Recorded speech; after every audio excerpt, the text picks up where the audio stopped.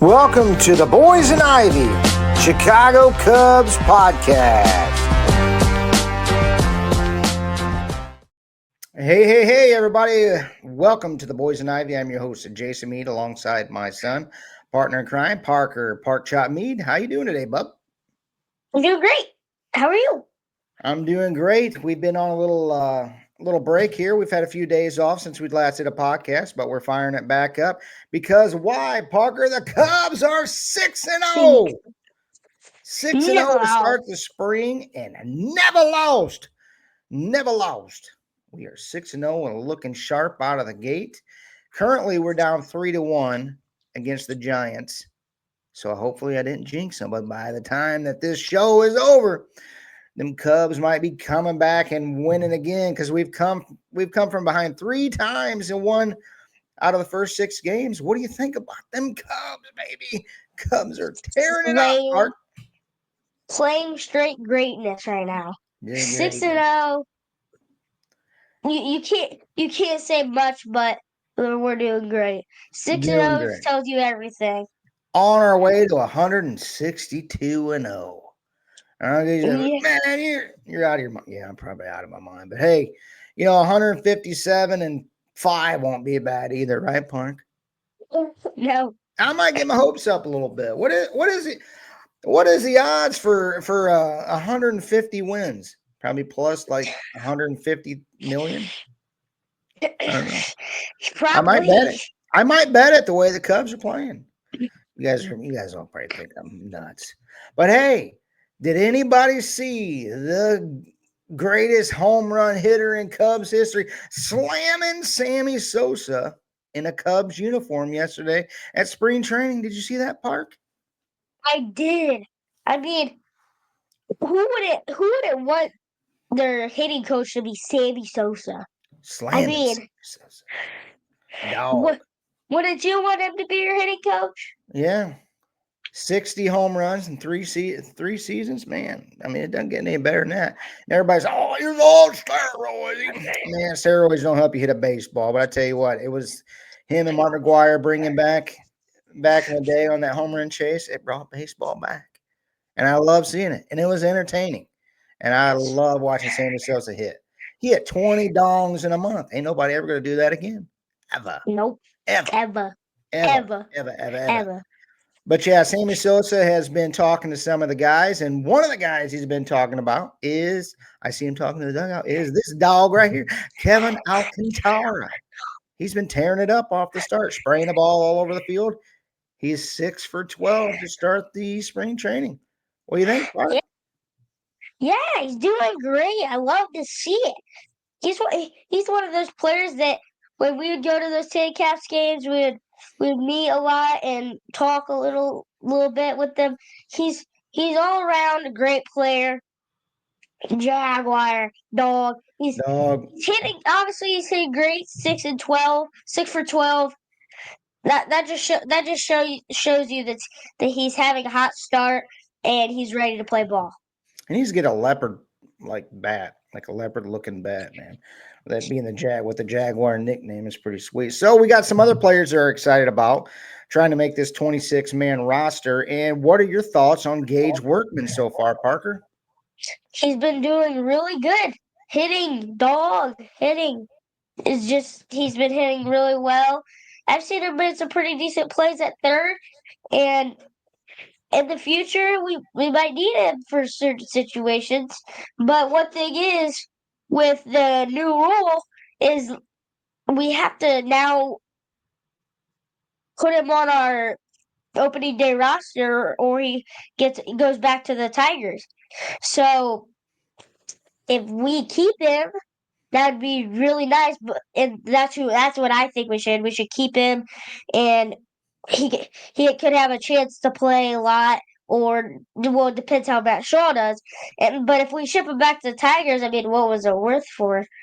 And pretty much got him for nothing. So yeah, we were excited about the Justin Turner thing, but after you look at this stuff, he's basically going to DH and he's going to play first. He might play third a little bit, but Gage Workman's looked pretty good out of the gate so far. He's sprayed the ball all over the place. He's hit opposite field home run, and I've seen him field a little bit, and he actually looked pretty good. So with the uncertainty of what's going on with Matt Shaw. We'll see what goes on with that. But Gage Workman's probably going to be a pretty good guy over there too. John Birdie as well.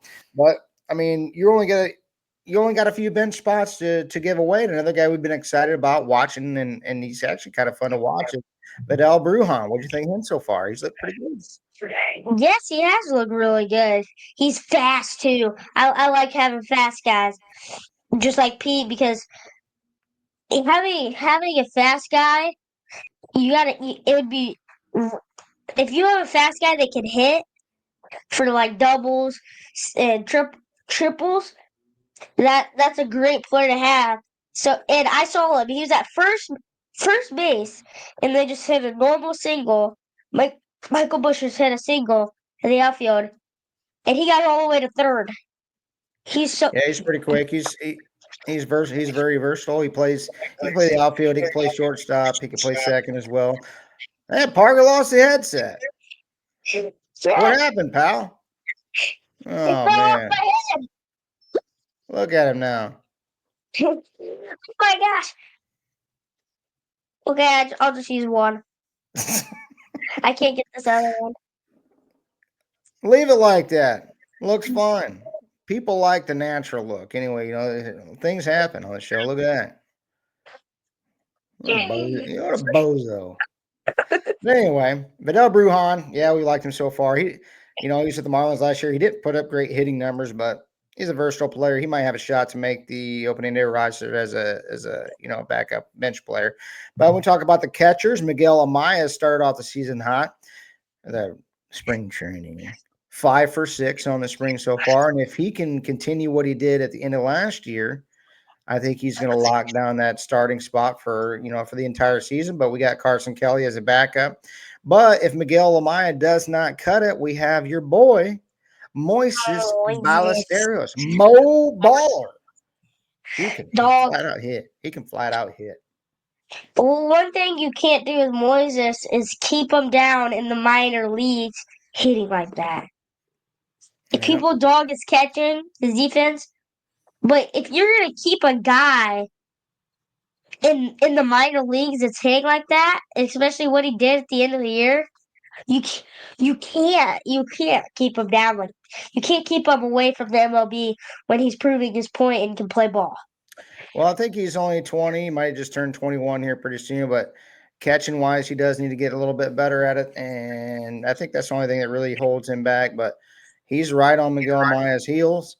And I do see him coming up and being a DH a little bit here and there. I see him definitely cracking the big leagues this year in some spot. I'll watch him catch a little bit. I mean, it is what it is. He's still young, but from what everybody says, the sound of the ball off his bat is like no other. Heard James Triantos in an interview saying Mo Baller is the best pure hitter that he's seen, and that's saying a lot for a 20-year-old guy that can hit like that. But will he make the 26-man roster? Probably not. He's probably going to start off in AAA, but we can only have 13. I think they can have up to 13 pitchers on the 26-man. Now, whether they take less pitchers and add another bench player, we'll have to wait and see what happens with that. And also, Michael Busch looking good out of the gate. He had a good rookie year. Excited to see what he does in 2025. What do you think of him so far? I think he's doing great. He's doing awesome. He has a 500 batting average, 1 dinger, 6 ribbies, and look at that OPS. I mean, not a lot of games, but it's pretty good OPS right there. But we got to see how he does in the defensive spot. Which last year, no things that I can deny from him. And I think he's going to have a better year than he did this year. I do too. So, and, like in the past, it's like, hey, you put anybody over there and play first base. But having a guy like that's played second base and played some third, he's probably played some short in his life, but he's an athletic guy playing first base. Man, I mean, him winning a Gold Glove is definitely a high possibility. What do you think of Kyle Tucker so far, even though he has not recorded a hit? What do you think of that? What do you think of his bat so far? And on one word that he's been doing, he's patient. He's being patient at the plate. He had 3 walks yesterday. You might think, oh yeah, we said you want to walk, play golf, If you want but to walk, play you, golf, baby. but if you're gonna just walk up to the plate and you see a ball way out there, well, what do you think? What do you want? Are you gonna swing at? Are you gonna swing at a pitch that's way out? Just take your free base. That gets another guy aboard for someone to knock him in. So and he can hit too. We know he can hit. So Yeah, he if is. you got a player that can hit and he can get on base walking, that's a great player.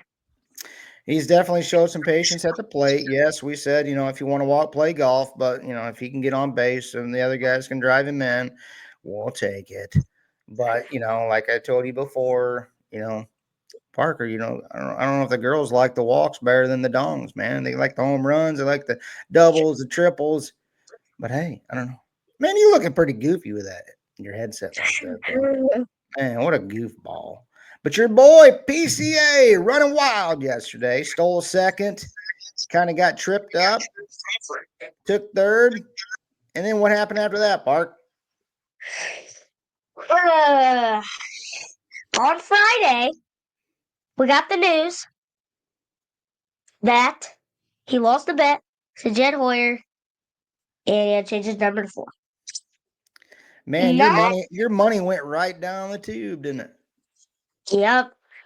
Jed Hoyer said he had a lineman number and he bet a basketball shot and he made it, and then P had to change his number to 4. But one thing P should have done is put a little pressure on him and get like a salary boost or something, or He get didn't get get a free nothing. bat. Yeah, He didn't get he nothing out of the deal. nothing.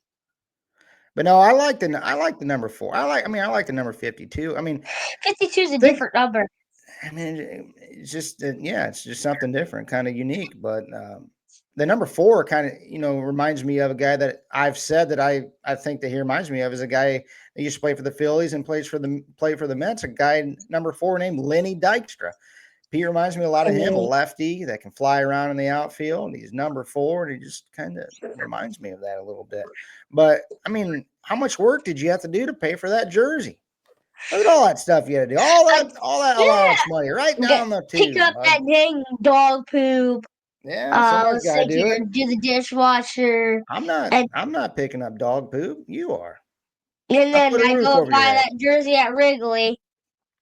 I put a roof over your head. That nice bed you got behind you. Those goofy headphones that you got on right now. You look ridiculous, but hey, I like it though. It brings something to the Just like show. 52, it's different. You're different, built different. I guess he's built different. What do you think about Matt Shaw? We haven't seen him. I haven't seen him at all. Is he under the big? Where's he at? I don't know. Matt Shaw.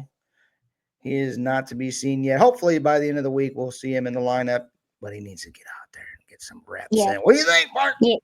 Yes, he does need to get some reps, and we know he's a great hitter. So and and when he comes back, he'll probably be just fine. He'll probably be like kind of like Pete this year, but just he's kind of gonna be like Pete did his rookie year, and but just have more home runs. And then when he comes back, I think he's gonna do great. But we got to see him doing some reps in spring training because Yeah, I think he's they're a young guy, and taking precaution right now. They have bleak injury. That could be a nagging injury, but hopefully we'll see him out here soon. They said he's doing baseball activities. He will hit this year. I think he's going to hit 25 home runs this year. 25 dogs. 25. The new MLB rules overrunning second base. I don't know if you've seen it. This was made popular by the stinking Yankees. What happens is you get a guy at first and third, and your ball gets hit like a chopper gets hit to third. And if you run hard all the way to second, you run through the bag, and it basically creates a rundown situation there. The run scores before you get that third out because it turns into a rundown situation. They're examining that. and I think it's kind of like a safety precaution thing, but it's basically comes down to the umpire's judgment if he's outside of the baseline. We also have the ABS challenge, which Moises punched a guy out the other day because he went like this, and he says challenge, and it was a strike, and that dude was out. What have you thought about the ABS? It is the pitcher, the catcher, and the batter only. It can't come from the dugout or the booth. But I kind of like the ABS challenge. Do you like it? Yeah, I like it. And I'm pretty sure you only get 2 in a game, right? Yes, 2 in a game. But yeah, you just got to signal, tap the top of the cap, and then you can challenge it. The batter can challenge the catcher or pitcher. But I like it. Yeah, get the call right. Get the call right and move on. It's like, I guess it's just whatever you think, you could save your coach from getting thrown out too. But what about blocking? I don't know if you've seen this one. I think it was between the Tigers and the Mets. I was kind of like, what the heck? But a guy stole second base, and he had his foot basically in front of the bag, and they threw him out from by 1.5 miles. But the umpire called him safe, and I was like, huh? What? Is that guy like Ray Charles or Stevie Wonder? But I guess the new rule is that you can't have any part blocking the bag, so he ruled the guy safe. What do you think of that? I mean, that's kind of a rule that I kind of like, because if he's blocking the bag, you shouldn't be out for that, because then you have no open space to slide in, unless I guess you can jump over I'm just waiting on the time that it's a huge play in the playoff game and just people just go everybody's gonna go crazy bonkers. But yeah. So hey, what is the bobblehead of the day? We haven't done the bobblehead of the day the last couple. Who is the bobblehead of the day? It's Nico Hoerner. Nico Hoerner. Hopefully he gets back and he's healthy and we get that Gold Glove up the middle. And I think Nico's going to have a good year. I think, after last year, he's been hurt. Him and Dansby up the middle, probably the best 1-2 punch up the middle of the game. And everybody's like, oh, you're such a homer. You love your outfield. You love your infield. Yes, I do. Cubs are built on defense, and defense wins what? No, our defense is built different. And our defense wins games. Defense wins championships. And then you know me, I'm an offensive guy, but I love watching the Cubs defense. Last but not least, we live in the great state of Indiana, the great basketball state of Indiana, and all you Purdue toilet maker fans, here you go, baby. IU defeats number 13 Purdue 73-58 in B-Town. Yes, sir. They are the big brother with the 5 championships, and Purdue never won. Never. You lost. You got second place last year. Congratulations. Second place is like kissing your sister. Yep. Congratulations, toilet maker fans. But anyway, we want to thank you for tuning into today's podcast. If you would comment anything below, anything you want to talk about, comment on the show, please hit like and subscribe on that YouTube button. And we want to thank you for tuning in to today. We enjoy doing these. This is the Father-Son podcast. Me and my son, Parker, Park Chop Me. This is the Boys and Ivy. Parker, break us down. Let's get out of here and get you to wrestling, bud. This is Boys and Ivy, and we're out. Thank you for watching the Boys and Ivy Cubs podcast. And like always, go Cubs, go!